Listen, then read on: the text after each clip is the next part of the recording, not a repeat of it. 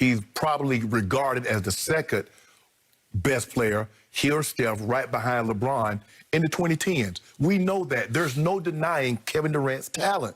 But Skip, there's a reason why the Warriors went out and got him. Because I think the thing that's going to get lost is just how good that Cavaliers team was that KD, them ended up beating in 5 games. And Steph, Clay, and Draymond, and Steve Kerr, and Bob Myers, and all those guys knew. After they lost 3-1 in 2016, they were not going to beat LeBron and Kyrie again. They knew that. Mm-hmm. That is why they went and linked up with Kevin Durant. That's why they interrupted that man's vacation in the Hamptons. That's why they bet Draymond was in the parking lot crying with a towel on. He got me. He got me, KD. Call him K. K, he got me. What's going on, Draymond? Why you crying, man? He did it. We need you. So I'm not diminishing what KD is. I understand. But let me tell you something about the 2017 finals. LeBron James in the 2017 finals, he's the first guy to ever average a triple-double for the finals. You mentioned that game 3 in which they lost, Kevin Durant hit the shot. But LeBron had 39, 11, and 9 in that loss. In the closeout game in which they lost, the game 5, he was 41, 13, and 8. Now, Kevin Durant averaged 35, 8, and 5. In the game 3, which he hit that shot, he had 31, 9, and 4. Klay Thompson had 30. Steph Curry had 26. You see? In the closeout game of game 5, 39, 6, and 5 for KD. Steph Curry had 34. So if you just want to make it about KD, everybody knows. Check the resume. When they had comparable talent, LeBron had one other superstar, KD had one other superstar. And look at the record. And then look at KD's record at Warriors against LeBron once he got Klay and Steph and Draymond. So that's not what Richard Jefferson said. Richard Jefferson said, hey, yeah, I fear KD because I know what he represents. Everybody knows what he represents. But this notion that all of a sudden KD became invincible and he was better than LeBron, stop it. Just stop it. And that's exactly what I'm going to say to everything you just said. Just stop it. Thank you, Richard Jefferson. He finally summed up what I've been trying to tell you for about 3 years on this show.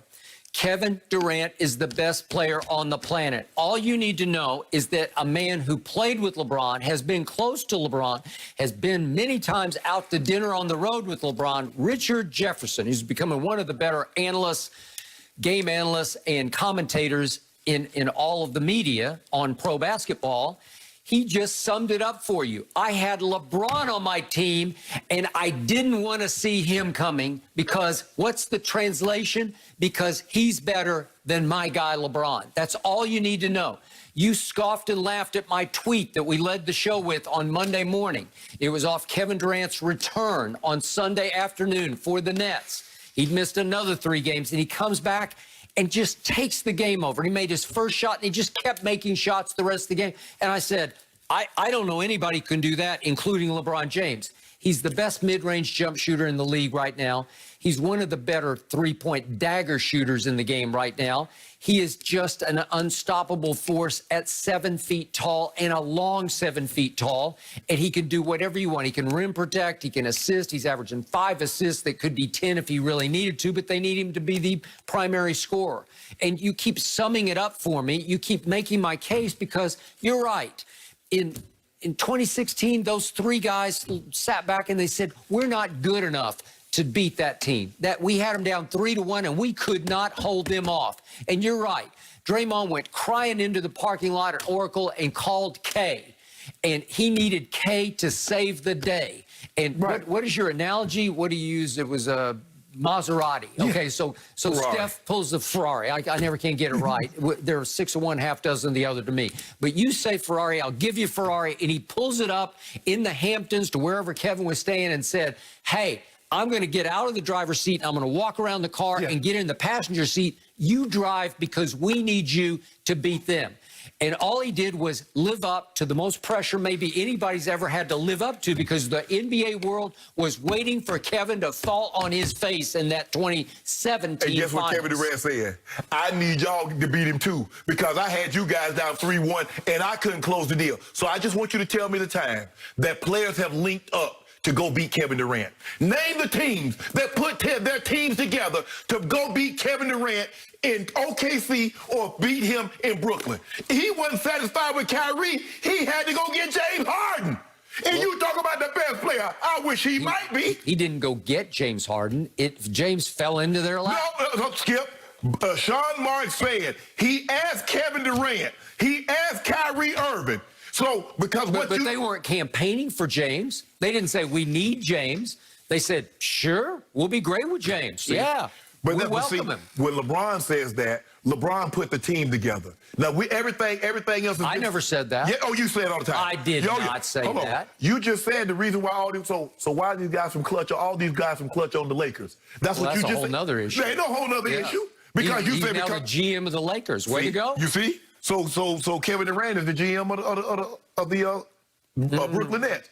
Skip, you and I both know nobody general manager thinks Kevin Durant is better than LeBron. Nobody has put teams together. Well, Richard Jefferson does, or he wouldn't have said that. Skip. That sums it up. Skip, you see what happened? Now, you notice what I said in the Game 3 loss. LeBron was 39-11-9, and KD had his 31-9-4. Shannon, all you need to know is that the shot of shots in 2017 was in LeBron's house and in LeBron's face. Skip. Could we see the dagger? I just got to see it one more time just to remind everybody. Here's the shot of shots. Game tied, and he goes right in LeBron's face. Boom. Skip. And he just hit a baseline jumper that got them back even. And here he goes. LeBron, he just walked right into a three, right in your mug. Skip. LeBron had 39-11-9. He hit the shot. Those are the shots. Who was the MVP of the series? So what are we going to do about Steph and Clay combining for 56? They needed this guy.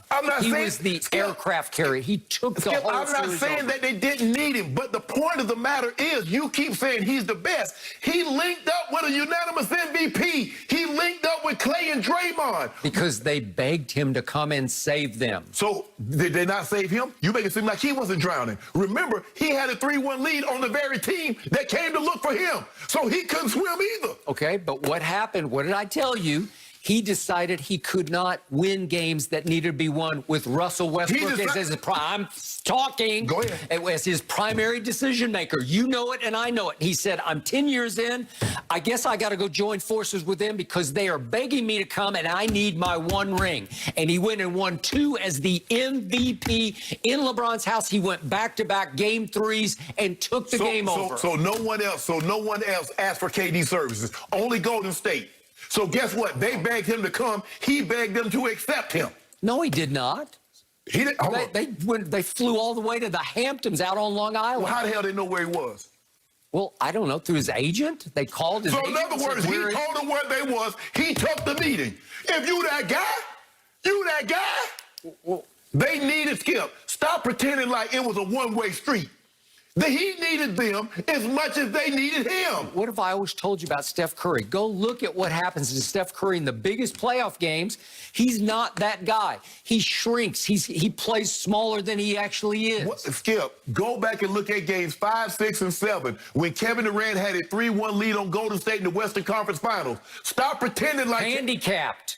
Oh, now he handicapped. Well, who's the primary decision maker? Does Kevin bring the ball up the floor? Now he handicapped. Yep. You see, you make every excuse in the world when Kevin Durant does not succeed in the playoffs. But then you give him all the credit. You make it seem like Steph Curry. Are you watching what Steph Curry is doing right now?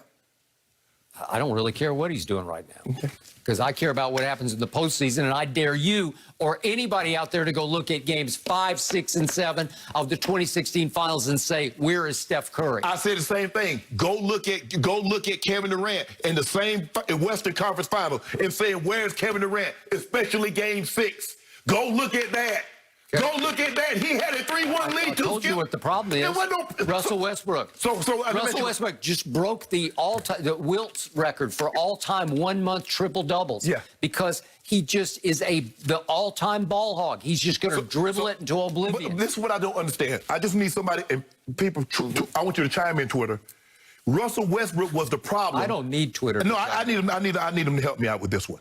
Russell Westbrook wasn't the problem when they got a 3-1 lead. He only became the problem once they lost the 3-1 lead. Help me understand that. So Twitter, don't you chime in. Skip, baby, this is your form. So to get the 3-1 lead, Russ wasn't the problem. Only the problem afterwards. All I care about is that Richard Jefferson, a close friend of LeBron, said, I didn't want to see him coming. Skip, I had LeBron, and I didn't want to see him coming. Skip. I hate to say this for Richard, but that road tripping podcast that he does with Allie and Channing Frye, yeah. I'm afraid LeBron's not going to be a guest on it anymore. But Skip, that's what I don't understand. He's playing with three other Hall of Famers. He took it over. They wouldn't have won without him. Would he have won without them? Well, what are you talking about? What do you mean, what am I talking? Would Kevin Durant won 2017, 2018 NBA Finals if he was not on Golden State? That's what I'm asking you. Okay, but that doesn't disqualify him from being the best player. Who was the MVP? Who did they beg to come? It was him. Come save us. That's all you need to. I've been trying to tell you. He's the best player on the planet. It's over. You got to accept it. You got to swallow it. Richard Jefferson just closed my case. Thank you. So in other words, whoever wins Finals MVP is the best player. So Andre Iguodala was the best player in 2015 because he won Finals MVP. That's what you're saying. He was the best player on that floor of those games against LeBron in his house. Skip, stop it. Skip. I mean, LeBron got outplayed by Andre Iguodala in the key game in the 2015 Finals, Game 4 at home. Go look it up. Skip. 7 of 22. LeBron James averaged 36, 13, and 9. And you said a man that averaged 17 points a game was better